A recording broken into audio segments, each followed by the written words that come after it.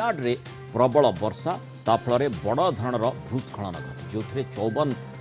जन मृत्युवरण कर सूचना रही एवं भी शताधिक लोक से फसी रही वायनाड जिलार मेपड़ी मुंडकई टाउन और चुरल मालारे भूस्खलन होती 70 अधिक गुरुतर को हस्पिटाल भर्ती कर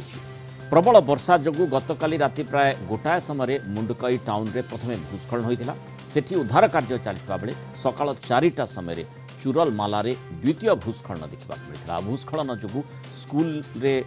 चलता शिविर आखपाख घर एवं दुकान रे हठात पानी पशि आसवा सह कादुओ भर्ती हो जाता युद्धकालीन भित्तिरे उद्धार कार्य जारी रही उद्धार कार्य दुईटी एयरफोर्स हेलिकॉप्टर को मध्य नियोजित करा जायछि मृतकों परिवार को संवेदना जनइबा सह उद्धार कार्य नहीं केरल मुख्यमंत्री सह कथा होइछन्ति प्रधानमंत्री नरेंद्र मोदी एथिसह मृतकों परिवार को 2 लाख टंकार अनुकंपा राशि मध्य घोषणा करा जायछि घटनार गभीर उद्वेग प्रकाश कर वायनाड पूर्वतन सांसद तथा विरोधी दल नेता राहुल गांधी मध्य केरल मुख्यमंत्री सह कथा होइछन्ति केरल भूस्खलन रे निखोज मध्य कटकर जड़े डाक्तर अच्छा निखोज डाक्तर विष्णु प्रसाद चिन्नारा निज पत्नी प्रियदर्शिनी पॉल बुलवा जाते केरल भूस्खलन पत्नी को उद्धार करा जाई गुरुतर अवस्था केरल गोटे हस्पिटाल चिकित्सा करा जाउछि ओइमस हस्पिटाल सर्जरी वार्ड में चिकित्सित होती कटक चौद्वार दंपति घर गत 26 तारिख से राज्य बाहर को बुलवाई जाते प्रथम बेंगलुरु जाते और गतकाली केरल आसी केरल में उभय पति पत्नी भूस्खलन में भासी जाउथबा बेले पत्नी प्रियदर्शिनी पॉल को उद्धार करा जायथिला किंतु डाक्तर स्वामी विष्णु प्रसाद खोज खबर ए पर्यंत मिलनी 27 तारिख में विष्णु प्रसाद जन्मदिन थिला बेंगलुरु रे सेमाने जन्मदिन पालन करथिले आउ 29 तारिख में एभली घटना घटी डाक्तर वर्तमान पर्यंत पता मिलुनी से निखोज अच्छा मो पुओ विष्णु प्रसाद चिन्नारा असिस्टेंट डॉक्टर जाइथला तार बेंगलोर ट्रिप रे बेंगलोर से वायनाड जाइथला कौन एमती हिल स्टेशन रे रही आसला राति 2टार एमती भूस्खलन होती खबर पाइलु बहुत उद्धार हो बहुत सुरक्षित अच्छे बोले खबर पाइछु किंतु पुअर एपर्यंत कौन घर किसी आम पता ना को आम अनुरोध करछु जदि से साहाय्य करके पुओ को उद्धार कर खबर आमको देवे आम बहुत उपकृत हो बर्तमान आम जगन्नाथ प्रार्थना करुँ जल्दी सुरक्षित भाव आम पाक फेरी आस किसी जगतर भी उपकार कर पिला एत बड़ सुंदर पिला एत बढ़िया डाक्तर से आसली बहुत लोक माने आश्रय स्थली से बर्तमान आम ता बिना पागल अवस्था अच्छु डाक्टर विष्णु प्रसाद भौणी प्रियदर्शिनी चिन्नारा आम सहित जोड़ी होती एवं आम सहित भूतत्वविद डॉक्टर असीम अमिता प्रधान जोड़ी होती उभों स्वागत करवा आलोचना को निश्चय गोटे वर्तमान चिंताजनक स्थिति प्रियदर्शिनी मैडम कौन कहे पूरा घटना केमती घटी आपण भाई को सह को दिन कथा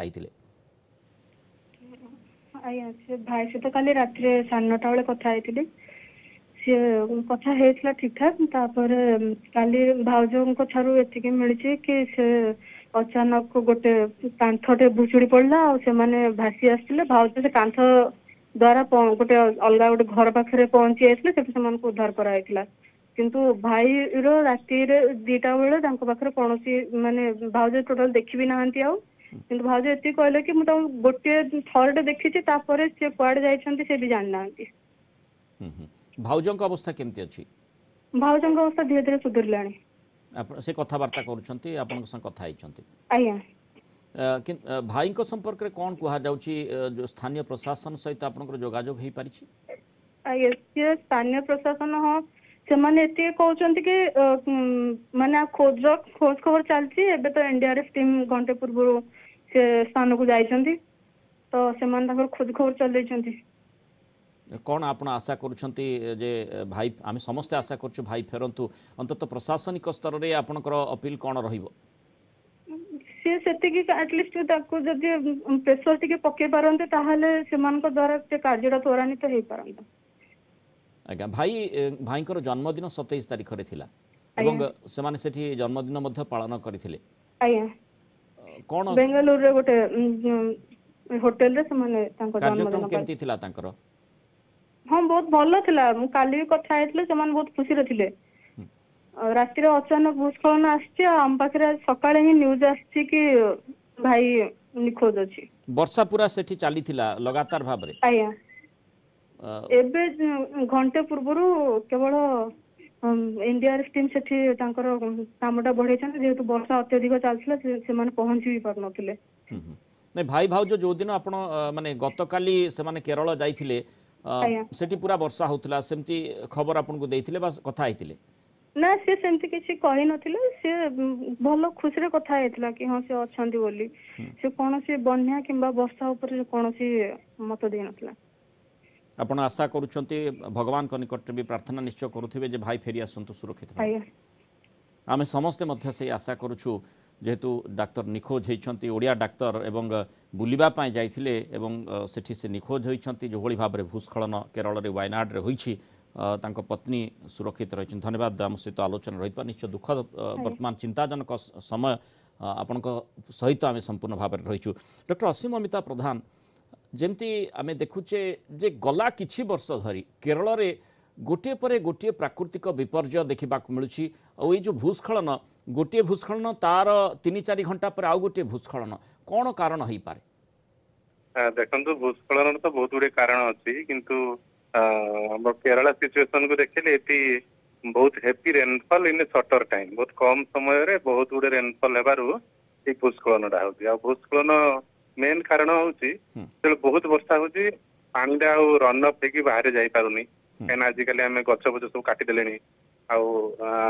ପାଣିଟା ସବୁବେଳେ ମାଟି ଭିତରୁ ପଶିବାକୁ ଚେଷ୍ଟା କରୁଛି ଆଉ ମାଟି ଭିତରୁ ପଶିଗଲେ ସେ ଗୋଟେ ଲୁବ୍ରିକେଣ୍ଟ ଭଳିଆ କାମ କରୁଛି ଯେମିତି ମୋବିଲ ଦେଲେ ଆମର ଯେମିତି ଗାଡି ମଟର ବହୁତ ବଢିଆ ଚାଲେ ସେମିତି ମାଟି ଭିତରେ ପାଣି ପଶିଗଲେ ସେ ଗୋଟେ ଲୁବ୍ରିକେଣ୍ଟ ଭଳିଆ କାମ କରେ ଆଉ ବହୁତ ଯେତେବେଳେ ପାଣି ହେଇଯିବ ତାର ଓଜନ ବି ବଢିଯିବ ଆଉ ସେ ଲୁବ୍ରିକେଣ୍ଟ ଭଳିଆ କାମ କରିବ ଆଉ ଭୂସ୍ଖଳନଟା ହବ। ତେଣୁ କେରଳ କେସରେ ଏଇଭଳିଆ ହଉଛି ବହୁତ ବର୍ଷା ପାଇଁ ହିଁ କେବଳ ଭୂସ୍ଖଳନ ହଉଛି ଆଉ ଯାହାର ଇନଡାଇରେକ୍ଟଲି ଆମେ ବି ତାର କାରଣ କହିଲେ ଭୁଲ ହବ ନାହିଁ କାହିଁକିନା ଆମେ ଆଉ ଆଜିକାଲି ଗଛ ପତ୍ର ଲଗେଇବା ବଦଳରେ କାଟିବା ଆରମ୍ଭ କଲେଣି ଡେଭଲପମେଣ୍ଟ ନାଁରେ ଆମେ ଗଛ ପତ୍ରକୁ ସବୁ କାଟି ଯାଉଛନ୍ତି। ଗଛଟା ଥିଲେ ସେ ଚେରଟା ଟିକେ ମାଟିକୁ ଧରି ରଖେ କିନ୍ତୁ ଗଛ ନାହିଁ ଯେହେତୁ ସେଠି ଗୋଟେ ସାଧାରଣତଃ ଉତ୍ତର ଭାରତରେ ଯେଉଁ ସ୍ଥିତି ରହିଥାଏ ଦକ୍ଷିଣ ଭାରତରେ ମାନେ ଭୂବିଜ୍ଞାନ ଅନୁସାରେ ଭିନ୍ନ ସ୍ଥିତି ନିଶ୍ଚୟ ତେଣୁ ଯେଉଁ ହାର୍ଡ ରକ୍ ଆମେ ଦେଖୁଛେ ଯେଉଁଠି ମାନେ ଉତ୍ତର ଭାରତରେ ବିଶେଷ କରି ହିମାଳୟାନ ରେଞ୍ଜରେ ଯେଉଁଭଳି ସ୍ଥିତି ରହିଛି ଯେଉଁ ପ୍ରକାରର ରକ୍ ସେଠି ଦେଖିବାକୁ ମିଳୁଛି ଏଠି ସେ ପଥର ଅଲଗା ପ୍ରକାରର ତଥାପି ଏଭଳି ଭୂସ୍ଖଳନ କାହିଁକି? ନିହାତି ଆମର ଯୋଉଠି ହାର୍ଡ ରକ୍ ଟେରେନ୍ ଥାଏ ସେ ଜାଗାରେ ଭୂସ୍ଖଳନର ଚାନ୍ସେସ୍ କମ୍ କେବଳ ସିଚୁଏସନ ଯେତେବେଳେ ଆର୍ଥକ୍ୱେକ୍ ହୁଏ କିମ୍ବା କିଛି ଗୋଟେ ଭାଇବ୍ରେସନ ଲୋକାଲ ଭାଇବ୍ରେସନ ହୁଏ ତାହେଲେ ଆର୍ଥକ୍ୱେକ୍ ହେବ କିନ୍ତୁ ଯୋଉ ଏରିଆ ଟିକେ ସଏଲ ଡେନ୍ସିଟି ଅଧିକା ଅଛି ସେ ଜାଗାରେ ବର୍ଷା ହିଁ କେବଳ ଭୂସ୍ଖଳନ କରିପାରିବ ଯୋଉଟା କି କେରଲା ସ୍ଥିତି ସେୟା କହୁଛି କିନ୍ତୁ ନର୍ଥ ଇଣ୍ଡିଆରେ ହେଲେ ଲ୍ୟାଣ୍ଡସ୍ଲାଇଡ ର ମୁଖ୍ୟ କାରଣ ସେଠି ଜେନେରାଲି ବର୍ଷା ସହିତ ଆର୍ଥକ୍ୱେକ୍ କୁ ବି ଧରାଯାଏ ଆର୍ଥକ୍ୱେକ୍ ହେଲେ ବି ସେଠି ଲ୍ୟାଣ୍ଡସ୍ଲାଇଡ ହୁଏ। ଆଉ କେବଳ ପାହାଡ଼ିଆ ଅଞ୍ଚଳରେ ଏ ପ୍ରକାର ସମ୍ଭାବନା ବେଶୀ ଥାଏ କି? କେବଳ ପାହାଡ଼ିଆ ଏରିଆରେ ସମ୍ଭାବନା ବେଶୀ କାହିଁକି ନା ଭୂସ୍ଖଳନ ପାଇଁ ଗୋଟେ ସ୍ଲୋପ ଦରକାର ସ୍ଲୋପ ନହେଲେ ସେ ତଳକୁ ଆସିବନି ଯେହେତୁ ଆପଣ ନ୍ୟୁଟନ୍ସ ଲ ଯେମିତି କହୁଛି ସବୁ ଜିନିଷ ତଳକୁ ଟାଣି ହଉଛି ତେଣୁ ଗୋଟେ ପାହାଡ ଏରିଆରେ ବି ସେଠି ସବୁବେଳେ ସେଇ ଗ୍ରାଭିଟି କାମ କରୁଛି ସବୁବେଳେ ସେଟା ତଳକୁ ଆସିବା ପାଇଁ ଚାହୁଁଛି ଆଉ ଯାହା ଯୋଉଥିରେ କି ଆମର ଏଇ ବର୍ଷା ଜଳଟା ଗୋଟେ ଲୁବ୍ରିକାଣ୍ଟ ହିସାବରେ ତାକୁ ଟ୍ରିଗର କରୁଛି ଅଧିକା ତାକୁ ବଢେଇ ଦଉଛି। ସେଇଥିପାଇଁ ଏଭଳି ଭୟଙ୍କର ଭୂସ୍ଖଳନ କେରଳ ୱାୟନାଡ଼ରେ ଦେଖିବାକୁ ମିଳିଛି। ଧନ୍ୟବାଦ ଡକ୍ଟର ଅସୀମ ଅମିତା ପ୍ରଧାନ ଆଲୋଚନାରେ ଆମ ସହିତ ମତାମତ ରଖିଥିଲେ।